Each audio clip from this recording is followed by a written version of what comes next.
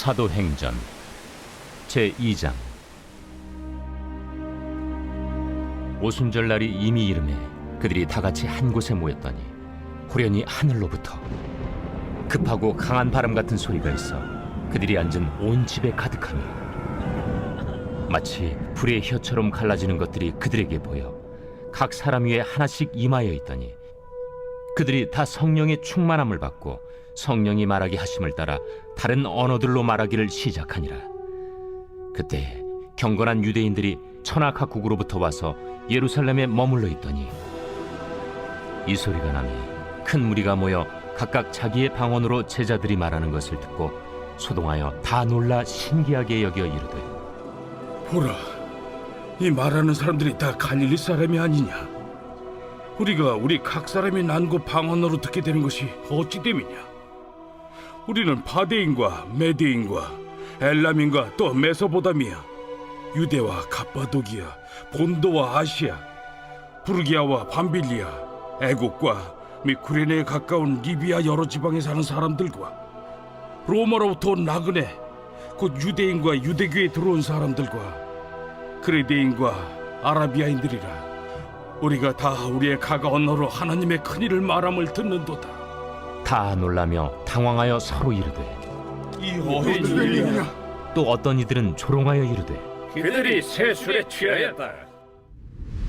할렐루야. 사랑하는 열린문교회 성도 여러분, 오늘도 주님이 주시는 참 평안 가운데 단잠 주무셨습니까? 5월 3일 금요일 하나님께서 허락하신 귀한 하루가 시작되었습니다.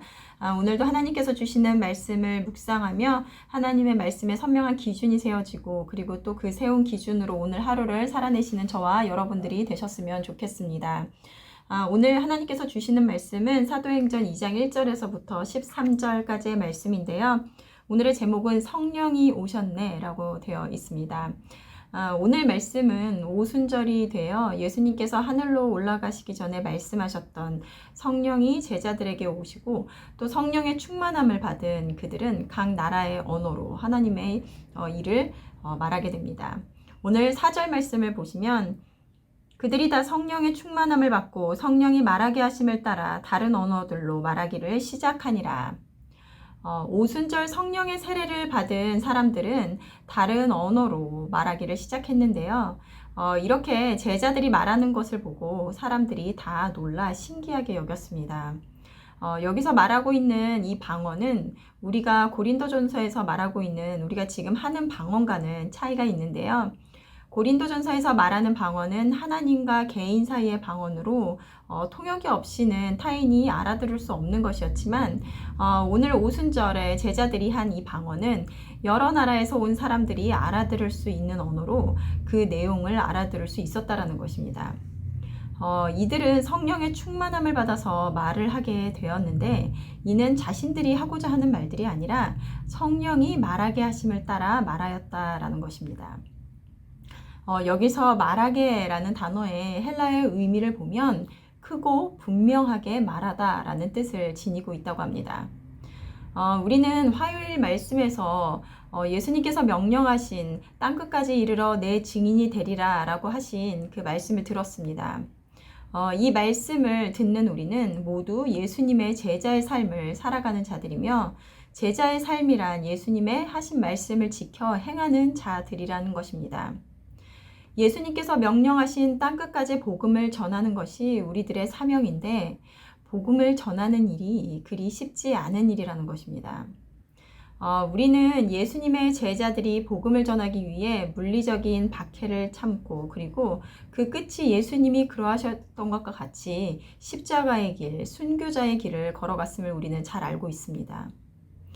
지금은 물론 이렇게 초대교회 때처럼 물리적인 박해가 있는 것은 아니지만 다른 차원에서 복음을 전하는 것이 어쩌면 더 어려운, 분별하기를 어려운 시대를 살아가고 있는 것 같습니다. 소수자의 인권이라는 이유로, 그리고 개인의 감정을 소중하게 생각해야 된다는 이유로, 그리고 배려라는 이유로 말씀을 전하면 시대사조랑 맞지 않는다는 말이라 하여 비난을 받을 것을 감수해야 하기 때문입니다. 그런데 성경은 늘 이 세상의 풍조를 따르지 말고 이 세대를 본받지 말라고 하시며 예수님의 말씀은 늘 세상과 다름을 분명히 하고 있습니다. 우리는 세상 가운데 말씀을 담대히 크고 분명하게 전하되 그들이 복음을 온전히 받아들일 수 있도록 지혜롭게 말하는 것이 필요합니다. 복음은 그들을 향해 하나님께로 돌아오게 하는 것이지 대적하게 하기 위함이 아니기 때문입니다. 그렇기 때문에 우리의 지혜로 말씀을 전하는 것이 아니라 성령님의 인도하심을 따라 오늘의 말씀처럼 성령이 말하게 하심을 따라 전하는 것이 중요하다는 것입니다.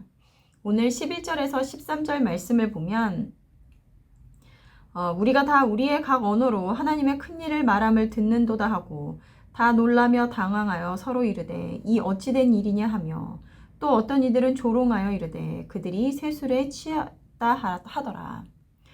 성령 강림을 목격한 자들이 있었는데요. 어떤 이들은 각 나라의 방언을 말할 때 그들이 하는 말을 알아들은 말을 하는 자들은 하나님의 큰 일을 말함을 들었다 하고 증언하였다라는 것입니다. 다 놀라며 당황하여 서로 어찌된 일이냐라고 하며 다들 자신들이 눈으로 보고 그리고 귀로 듣는 사실을 조차 믿을 수가 없었기 때문에 당황을 하였는데요. 분명히 사람의 힘으로는 할 수 없는 신비한 일을 다 보았지만 그들의 반응은 다 다르다라는 것입니다. 어떤 이는 하나님의 큰 일을 말한다는 것을 들은 자가 있고 또 사도들이 말하는 것을 또 의심하는 자들이 있었으며 또 심지어는 성령의 역사인지 깨닫지 못하고 세술에 취하였다라고 조롱하는 자들까지 있었다라는 것입니다. 우리는 내 눈앞에서 이러한 신기한 일들이 일어나면 정말 예수님을 부인하지 않을 것 같습니다. 그래서 어떤 신비한 체험을 하기를 원하기도 하는데요. 이렇게 믿지 않기로 한 자들은 눈으로 보고 귀로 들어도 믿지 않는다라는 것입니다. 오직 성령님께서 보여주시고 또 깨닫게 하셔야 이러한 신비가 아니더라도 주어진 말씀으로 충분히 살아계신 하나님을 볼 수 있다라는 것입니다. 자기를 부인하지 못하면 예수를 부인하게 됩니다. 그리고 살아있는 나는 살아계신 예수님을 만날 수 없을 것입니다. 왜냐하면 그러한 자들에게는 성령님께서 일하실 자리가 없기 때문입니다. 우리는 세상의 진정한 복음을 전하기 위해 담대함이 필요합니다.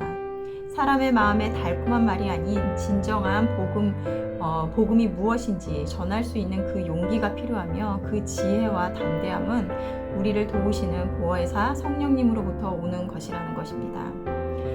오늘 말씀을 묵상하시면서 늘 우리를 도우시고 말씀하여 주시는 성령 하나님의 음성에 귀 기울이시는 하루가 되었으면 좋겠습니다. 신앙은 어떤 이상을 쫓는 것이 아닙니다. 나중에 있을 나라를 구하는 것도 아닙니다. 신앙은 실전입니다. 내 오늘의 선택이 내 지금의 삶의 태도가 나를 부인하고 말씀으로 옳은 것을 선택하는 실전이라는 것입니다. 오늘도 각자에게 주시는 말씀으로 오늘 하루를 살아내시는 저와 여러분들이 되셨으면 좋겠습니다. 함께 기도하시겠습니다.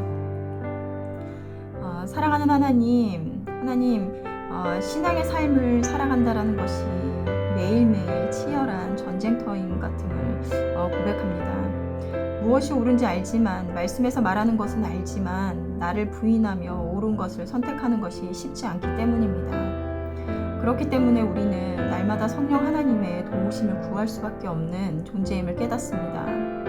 오늘도 말씀을 통하여 명확히 보여주시는 하나님의 그 음성 앞에 담대함을 얻어 오늘도 나를 부인하며 그리고 말씀대로 살아내는 우리 모든 열린문교회 성도 여러분들이 될 수 있도록 인도하여 주시옵소서. 감사드리며 예수님의 이름으로 기도드렸습니다. 아멘. 내일은 토요 새벽 예배가 있는 날입니다. 말씀과 기도의 자리로 나와 하루를 여시는 저와 여러분들이 되셨으면 좋겠습니다. 아침을 깨우는 말씀은 월요일 아침에 다시 찾아뵙도록 하겠습니다.